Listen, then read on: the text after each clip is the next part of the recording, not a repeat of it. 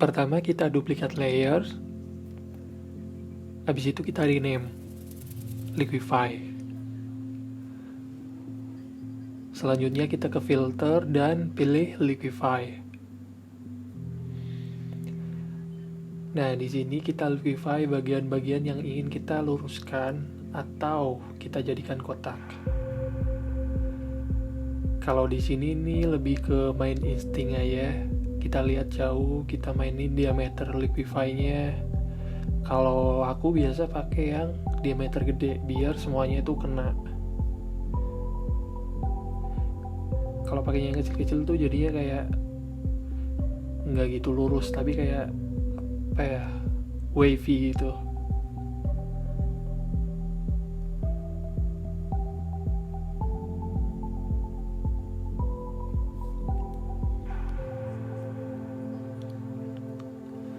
Coba perhatiin di bagian pojok kanan atas itu, di bagian size brushnya aku selalu rubah-ubah diameternya.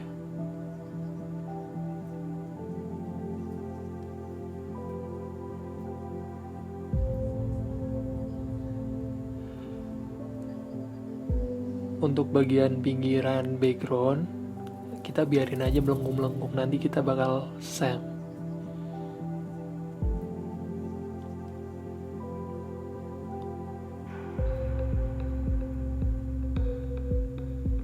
Selanjutnya kita bikin guide,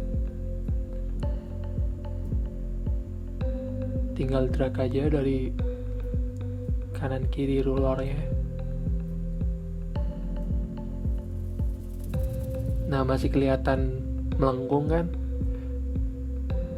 di bagian belakang. Kita coba pakai transform dan skew. Kita tarik kiri dan di bawah tarik ke kanan sedikit.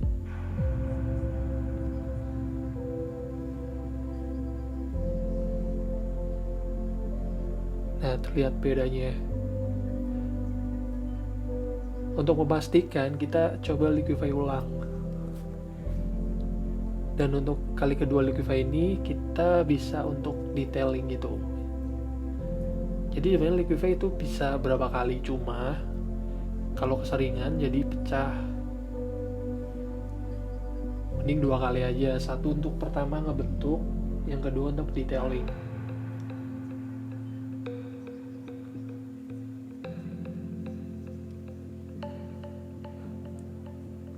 Untuk bagian bulu yang masih bolong-bolong, tenang aja, nanti kita stem.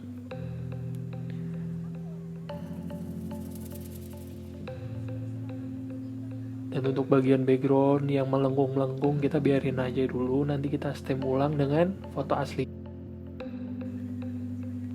Jadi nanti foto aslinya ditaruh di atas dan dimasking di area background.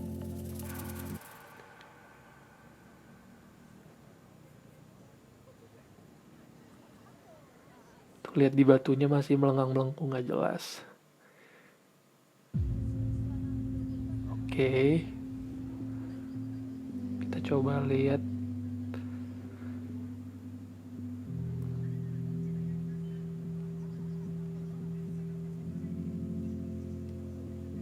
Kita bikin layer dan di layer itu kita khususin untuk buat clone. Pilih clone stem atau shortcutnya S, dan di bagian menu atas kita pilih dan current and below. Untuk opacity dan flow nya saya pakai 100. Ada shortcut khusus biar nggak ngedrag opacity, kalian cukup ketik angka aja untuk opacity, dan untuk flow nya ketik shift dan angka, maka otomatis akan berubah tanpa ngedrag. Lalu kita stem bagian bulu-bulu yang masih bolong atau yang kurang rapi, atau bagian yang belum ada teksturnya.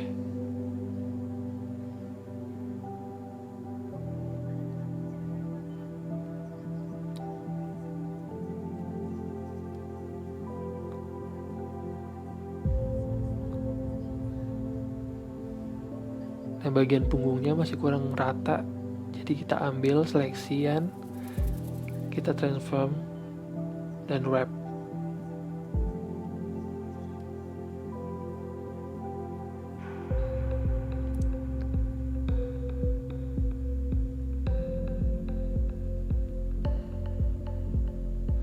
Nah, untuk bagian mata kirinya itu agak nggak kelihatan, jadi aku clone dari yang kanan. Nah, ini dia, kita pada foto aslinya kita duplikat dan taruh layer paling atas.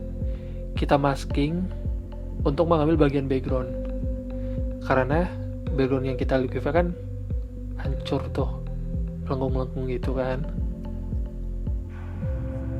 Jadi kita masking pada foto aslinya dan munculin background aslinya.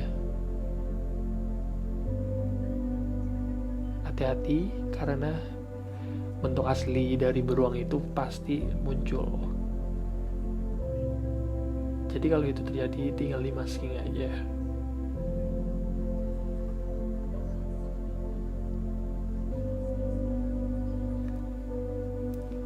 Nah, kita clone stem bagian yang masih kelihatan bulu asli-aslinya.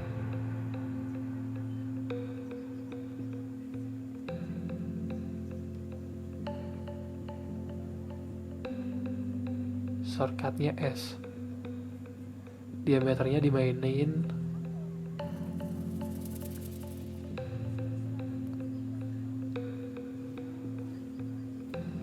untuk ngambil source-nya, diusahakan yang agak jauhan dikit biar nggak terlalu mirip. Nah, sekarang untuk detailing gelap terang. Kalian lihat di bagian bulunya itu masih belang-belang. Jadi kita bikin dua curve, satu gelap dan satu terang. Kita rename gelap dan terang. Habis itu kita inverse. Shortcutnya Command I. Nah, untuk bagian terang, kita brush bagian bulu-bulu yang masih gelap. Dan untuk curve yang gelap, kita ratain bulu-bulu yang keterangan. Jadi itu kayak nyimbangin gitu loh, biar bulu-bulunya makin rata dan gak belang-belang. Ini juga bisa buat untuk retouch kulit.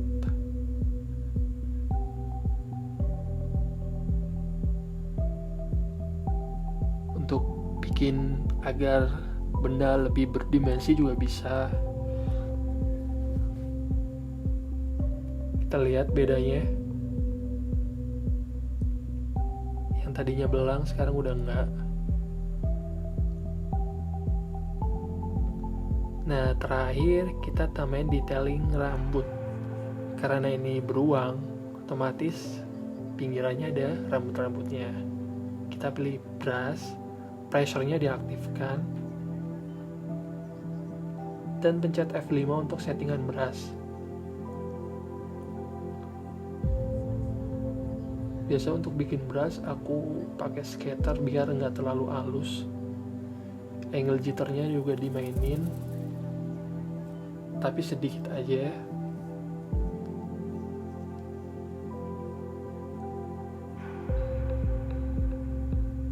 Nah, kalau brush pakai Pentablade Wacom itu lebih enak karena ada pressure-nya. Sedangkan kalau pakai brush tidak ada pressure, jadi kalau kita ngebrush pasti ujungnya tumpul.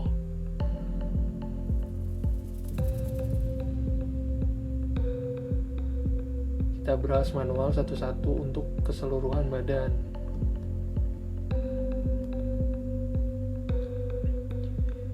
Kalau ini emang agak take time sih.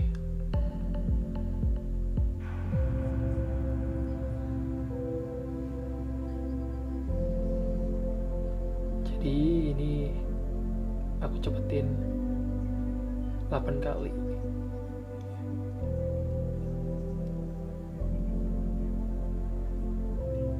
Kita pick warna dari bulu-bulu yang terdekat.